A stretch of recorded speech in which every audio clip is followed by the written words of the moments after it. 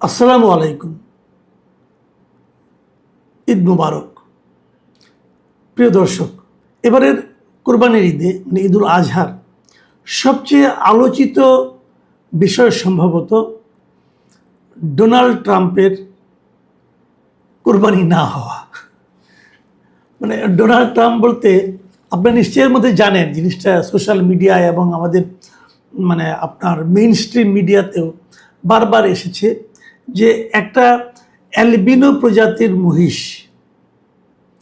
যার নাম রাখা হয়েছিল ডোনাল্ড ট্রাম্প, নারায়ণগঞ্জের একটা খামারে এই মহিষটার জন্ম এবং সেখানে তাকে লালন পালন করা হয়েছিল।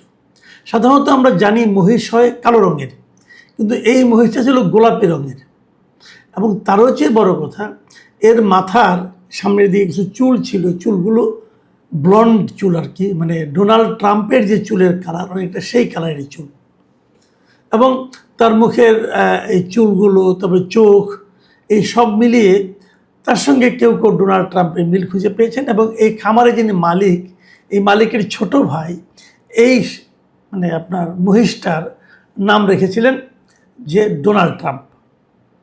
এবং চেহারার এই মিল দেখে, ছবি দেখে মোটামুটি কিন্তু আলোড়ন সৃষ্টি হয়ে যায়।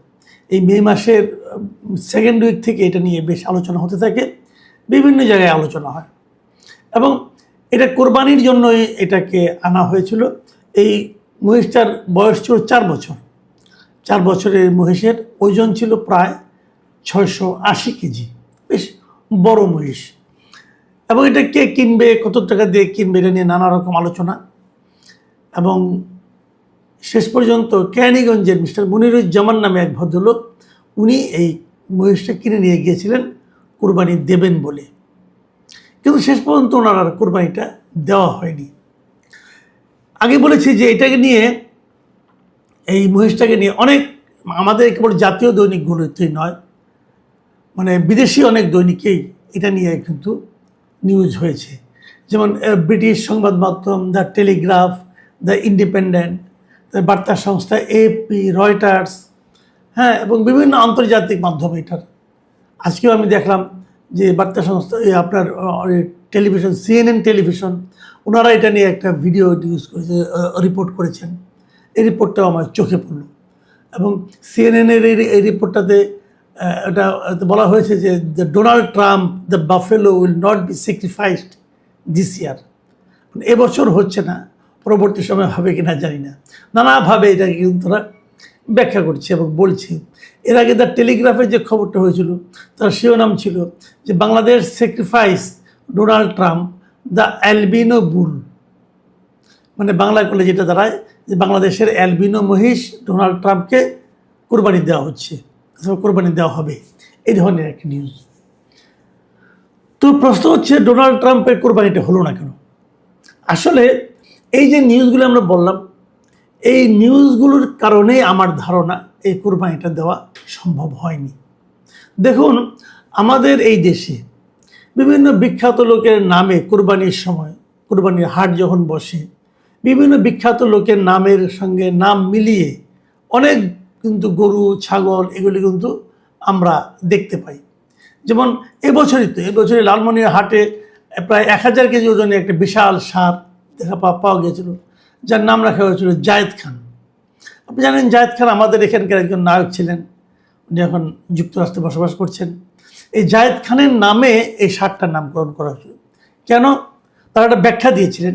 ব্যাখ্যাটা এরকম যে জায়েদ খানের মতো করে ডাক দিলে এই ষাঁড়টা নাকি, জায়েদ খান আবার শুধু একটা ডিগবাজি দেন আর কি, ডিগবাজিতে খুব সুন্দর হয়, বিষয়টা তার না। ডিগবাজিটা এতটা হাস্যকর হয় যে লোকে ওটাকে জায়েদ খানের ডিগবাজি হিসেবে উল্লেখ করে, খুবই ছেলে মানুষই টাইপের একটা ডিগবাজি উঠে দেন। তো এই ষাঁড়টাও নাকি জায়েদ খানের মতো করে ডিগবাজি দেয়।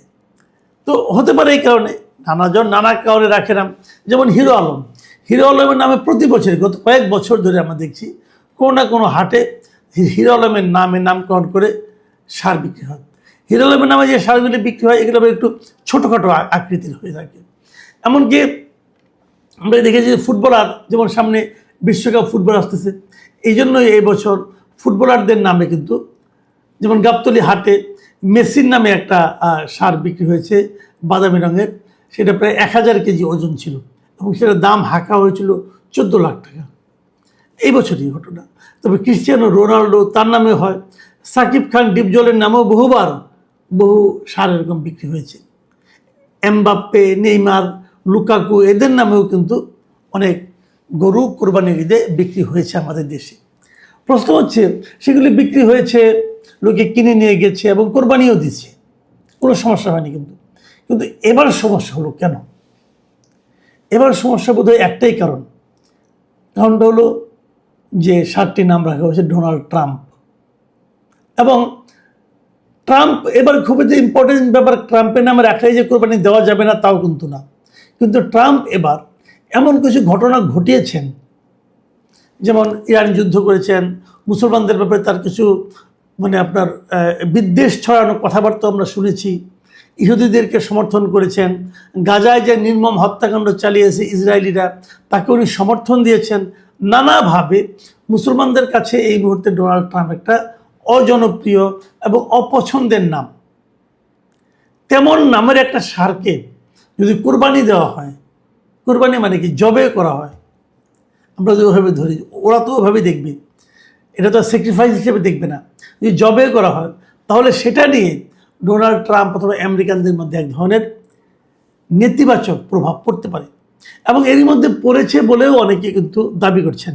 আমি মাঝখানে একটা সোশ্যাল মিডিয়ায় দেখলাম যে যুক্তরাষ্ট্রের একজন এরকম ইউটিউব করেন, উনি বলেছেন এই যে ডোনাল্ড ট্রাম্প নামে সার বিক্রি করাতে, এই মহিষ বিক্রি করাতেই নাকি যুক্তরাষ্ট্র আমাদের উপর ক্ষিপ্ত হয়ে গেছে এবং যাদের নাকি গ্রিন কার্ড আছে তাদের এগুলি স্থায়ী করতে গেলে এবং আপনার নাগরিকত্ব পেতে গেলে দেশে এসে বাংলাদেশে যে আবার অ্যাপ্লাই করতে হবে। তার এখন নাগরিকত্ব পাওয়াটা, গ্রিন কার্ড পাওয়াটা এখন খুব জটিল হয়ে গেছে। বাংলাদেশে যদি কোনো বাংলাদেশি আপনার ট্যুরিস্ট ভিসা নিয়ে যুক্তরাষ্ট্র যেতে চায় তাকে $10,000 আগাম জমা দিতে হয়। কিন্তু তো এই যে বিষয়গুলো, যে এগুলো আমাদের জন্য যে অনেক কঠিন করে দেওয়া হচ্ছে যুক্তরাষ্ট্রের সঙ্গে সম্পর্কটা, এর পেছনেও নাকি এই সারের ঘটনাটা, এই মহিষের ঘটনাটা কিন্তু আছে বলে অনেকে মনে করেন। হয়তো নেই, হয়তো এগুলি খেয়ালও করেন না তারা, কিন্তু আমরা তো মনে করছি এবং অনেকে মনে করছেন যে এই মনে করাগুলিও কি একদম আপনি কিন্তু উড়িয়ে দিতে পারবেন না। হয়তো এই কারণেই এবার সারটিকে কোরবানি দেওয়া যায়নি। মনিরুজ্জামান সাহেব কিনে নিয়ে গিয়েছিলেন বটে কেরানীগঞ্জের, কিন্তু উনি কোরবানির ঠিক আগের দিন গতকালকে তারা এখানে পুলিশ গিয়েছিল এবং পুলিশ গিয়ে বলেছে যে এই সারটা কোরবানি দেওয়া যাবে না, আমরা বরং সারটাকে নিয়ে যাব। এবং স্বরাষ্ট্রমন্ত্রীর আদেশের কথা বলা হয়েছিল এবং ওইখান থেকে মনিরুজ্জামানের এখান থেকে সারটাকে নিয়ে তারা প্রথমে থানায় গেছে, তারপরে সেটাকে নিয়ে তারা আমাদের যে চিড়িয়াখানা আছে, মিরপুর চিড়িয়াখানা, সেখানে নিয়ে রেখে এসেছে। ওরা এখন চিড়িয়াখানায় থাকবে।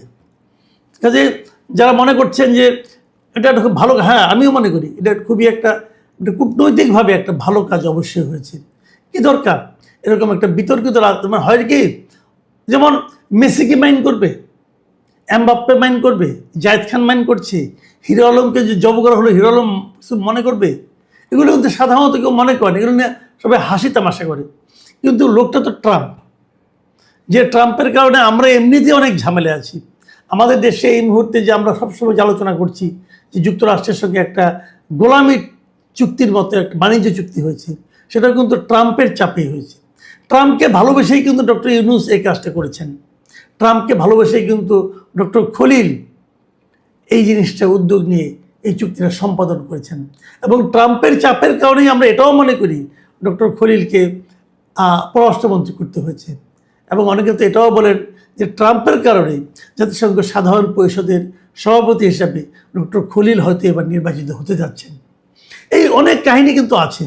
কাজে এই সময়ে ট্রাম্পকে চটাতে চায় না। আর তাছাড়া যেহেতু এই বিষয়টা নিয়ে বিভিন্ন পত্রপত্রিকা, ইন্টারন্যাশনাল মিডিয়াগুলোতে কভার করেছে এবং কভারেজ হয়েছে, তারা বিস্তর এটা লেখালেখি করেছে, অতএব এই কোরবানিটা আমাদের জন্য ঝুঁকিপূর্ণ ছিল। এবং এই সময়ে স্বরাষ্ট্রমন্ত্রী যে উদ্যোগ নিয়ে এটাকে যে কোরবানি না দিয়ে চিড়িয়াখানা রেখে দিলেন, আমি মনে করি স্বরাষ্ট্রমন্ত্রী অতি বুদ্ধিমত্তা সম্পন্ন একটা সিদ্ধান্ত দিয়েছেন এবং এটা একটা কূটনৈতিক বিজয় বলে আমার কাছে মনে হয়েছে। এবং যিনি কোরবানির জন্য এটা নিয়ে গিয়েছিলেন তাকে নিশ্চয়ই তার ক্ষতিপূরণ হিসেবে কিছু দেওয়া হয়েছে, যে টাকা দিয়ে কিনেছেন সেই টাকা দেওয়া হয়েছে, অথবা তাকে একটা গরুও দেওয়া হতে পারে, আমি যতটুকু শুনেছি। সর্বশেষ খবরটা আমি জানি না, হয়তো আমরা আজকালকে আমাদের জানতে পারবো। কিন্তু আমি মনে করি স্বরাষ্ট্রমন্ত্রীর এই সিদ্ধান্তটা খুবই ভালো একটা সিদ্ধান্ত হয়েছে। আমাদের স্বরাষ্ট্রমন্ত্রীর মেধা নিয়ে কিন্তু কোনো আপত্তি নেই, এবং আমি নিজেও বহুবার বলেছি, অনেক জটিল পরিস্থিতি উনি অত্যন্ত ঠান্ডা মাথায় হ্যান্ডেল করতে পারেন।